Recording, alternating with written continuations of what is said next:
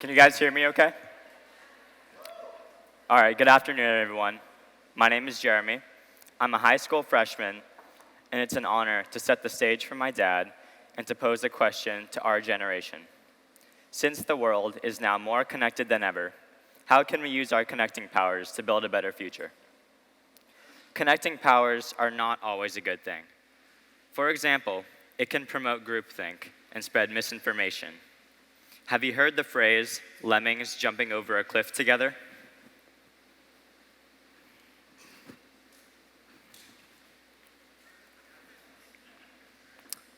That myth was created by a 1958 Disney movie called White Wilderness, in which the producers threw lemmings over a cliff. Even though they admitted that it was fake news, everyone still uses lemmings as a metaphor for groupthink. In fact, the misuse of the lemming story to demonstrate groupthink ironically demonstrates groupthink. Here's another thing. Our band just performed at Burning Man, and it was striking to be in a place where the absence of communication technologies brings people closer together. Attendees compare it to the feeling of belonging to a tightly knit tribe. Technology is an amazing thing, but it's becoming clear that being connected to more people doesn't just divide our attention. It can divide us in deeper ways. For most of human evolution, we lived in small tribes. When it came to finding love, a person back then had a few options. It was basically like that song, Love the One You're With. Now we live in an interconnected world, and relationships are becoming more transactional. It's more like Supertramp's Goodbye Stranger than Love the One You're With. This shift has happened to all types of human relationships. Like the Lemming movie producers, people bait each other for attention, clicks, followers, and votes. Even when the news is real, we have to deal with fake relevance. And don't even get me started on how the food industry baits us with fake foods. No wonder things don't feel quite right. Despite being more connected than ever, people feel alienated, scared, and alone. So we end up focusing more on ourselves. Mindfulness used to mean being mindful of other people, and now it has become a self-help movement. Advocacy used to mean speaking up for others, and now schools teach self-advocacy. Advice columns tell us to love ourselves.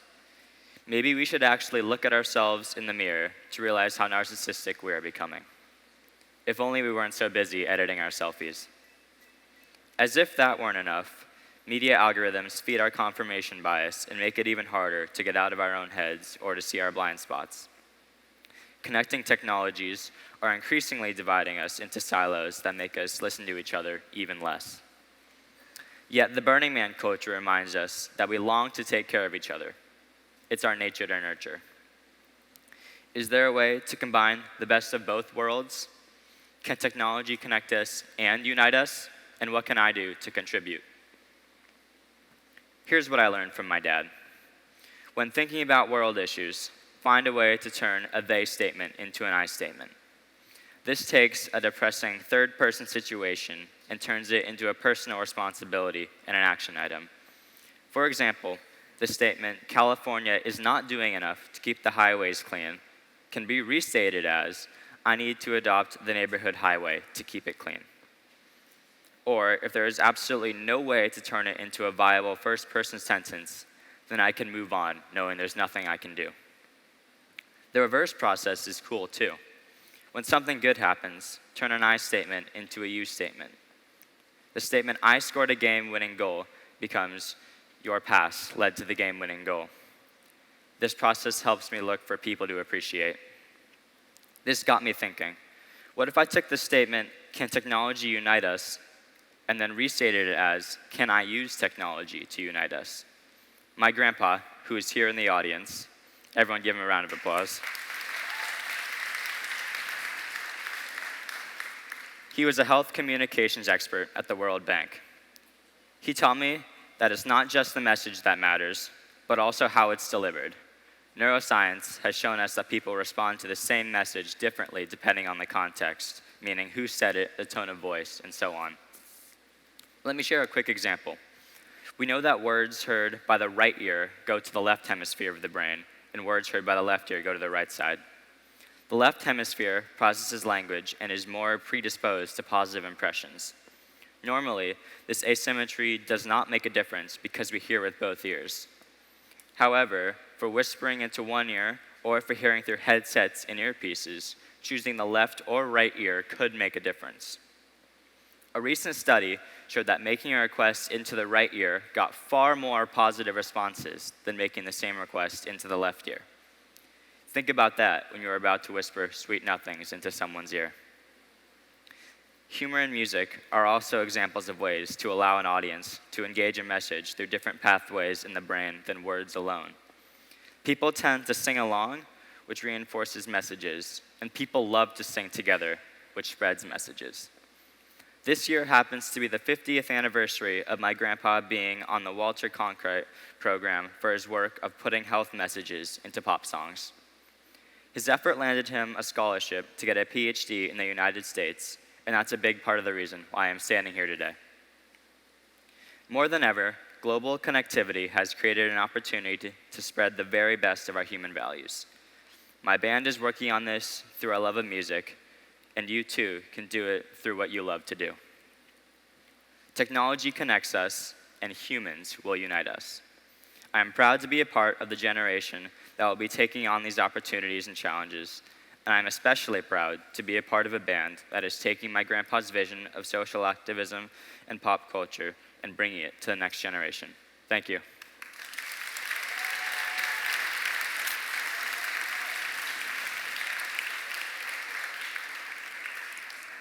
And now it is my honor to introduce my father, who has taken on the challenge of aging and turned it into an I statement.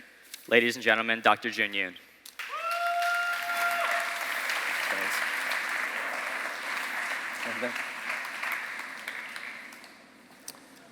Well, thank you, Jeremie, and thank you all for being here today.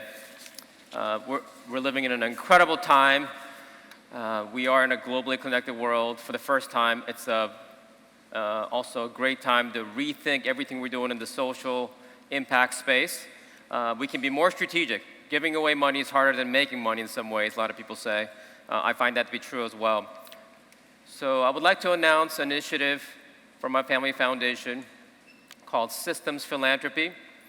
I'm going to describe to you what we're trying to accomplish, and also we'd like to get your help. Starting with some observations. Number one, most things tend to get better. Number two, problems that do occur tend to self-resolve. There's checks and balances in our systems, in our biology, in our culture. But there are persistent problems. These are really striking. They can be due to evolutionary maladaptation, such as obesity. We hunger for calories. It can be due to market failures, like pollution. I would argue aging, the field is also, it was left in the dust by the markets because you couldn't run longevity trials to the FDA. And the third is anytime there's tyranny or coercion, a problem can persist because the weak side cannot defend itself. The fourth one, though, really strikes me.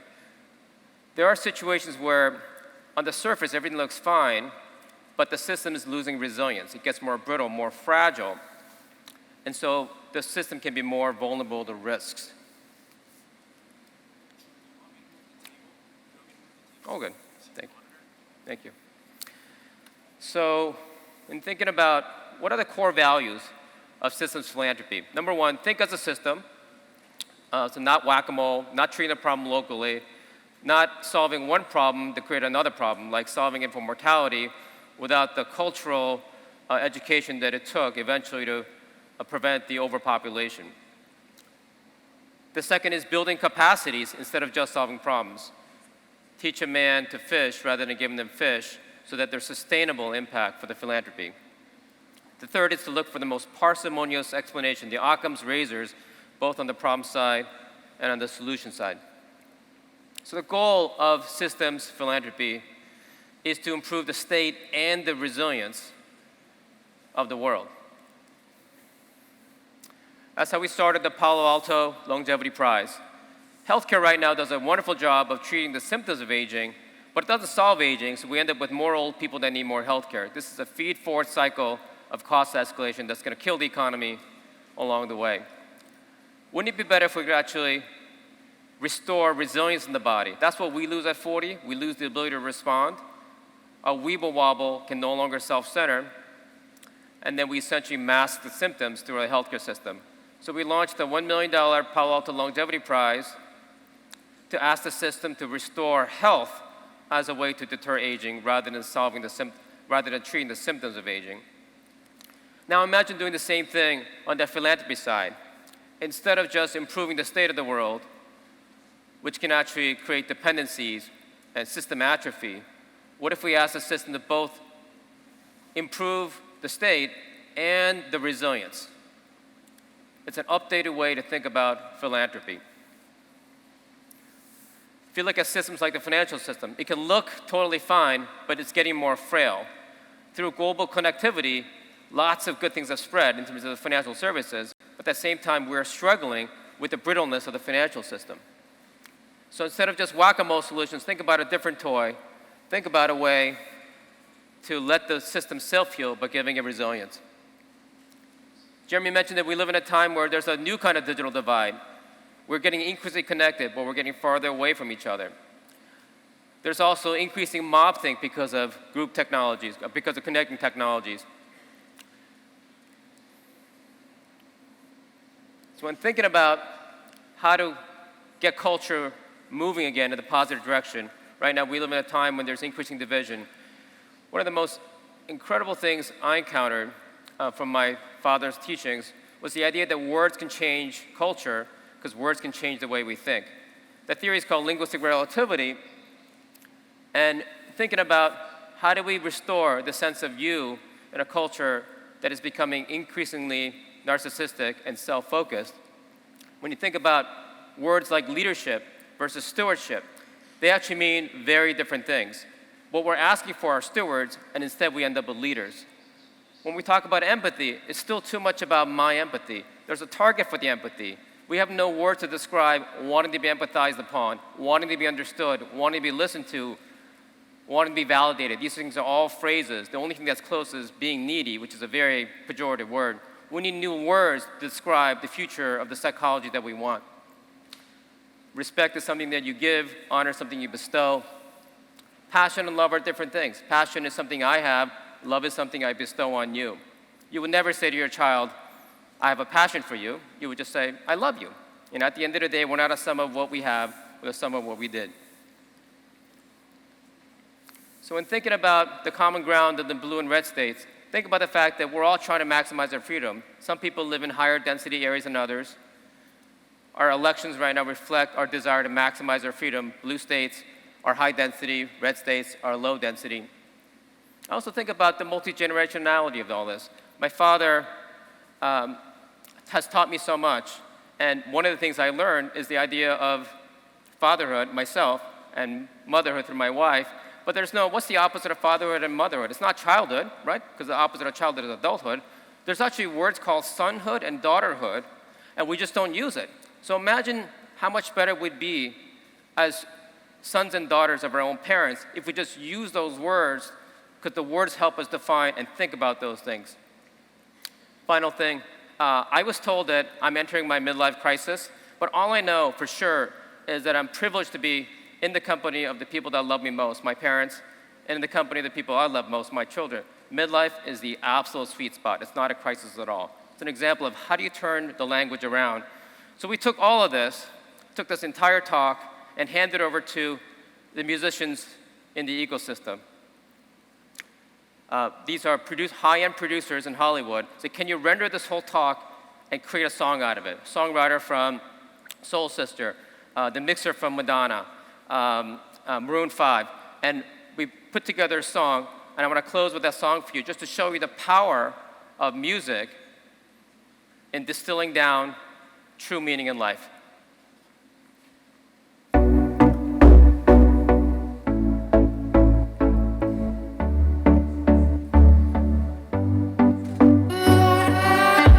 Only 7 years old, sleeps without the lights on, waiting for her dad to come back home.